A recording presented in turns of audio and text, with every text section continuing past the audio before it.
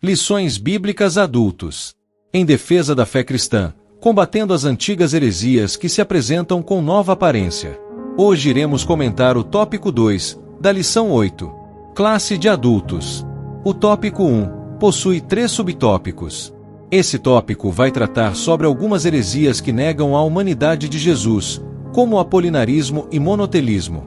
No subtópico 1, temos o apolinarismo, a negação do espírito humano de Jesus.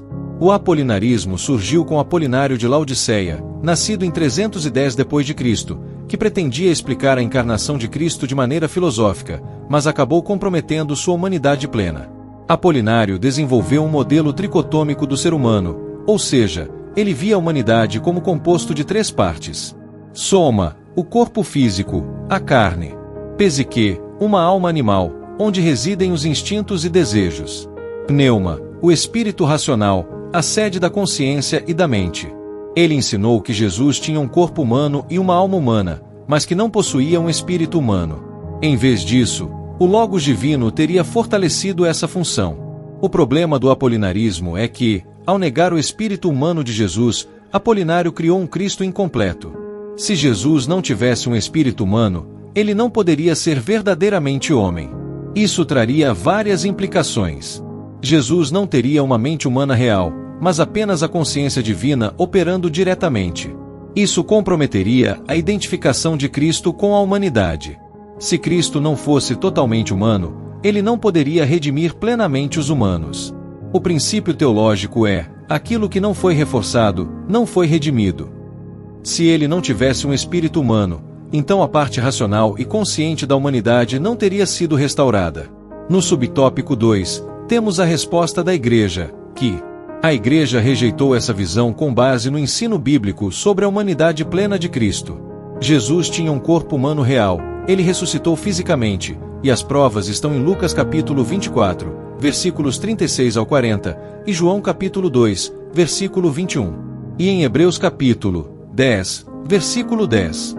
Jesus possuía alma e espírito humano, ele sentiu tristeza na alma e entregou seu espírito ao Pai na cruz. Jesus foi verdadeiro homem, ele coincidente da nossa carne e sangue, exceto no pecado. Em 451 d.C., no Concílio de Calcedonia, o apolinarismo foi formalmente condenado como heresia, afirmando que Jesus é totalmente Deus e totalmente homem. No subtópico 3, temos o monotelismo, que foi a negação da vontade humana de Jesus.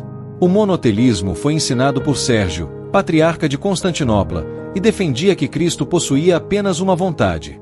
O termo vem do grego monos, ou seja, único, telma, ou seja, vontade. O objetivo do monotelismo era tentar resolver a tensão entre as duas naturezas de Cristo, divina e humana, afirmando que, apesar de ter duas naturezas distintas, ele possuía apenas uma única vontade divina. O problema do monotelismo é que, se Cristo tivesse apenas uma vontade divina e não uma vontade humana real, então, ele não teria sido plenamente humano, e ter uma vontade é essencial para a natureza humana. A aprovação de Cristo não seria verdadeira. A Bíblia afirma que ele aprendeu a obediência e que escolheu fazer a vontade do Pai. Hebreus capítulo 5, versículo 8.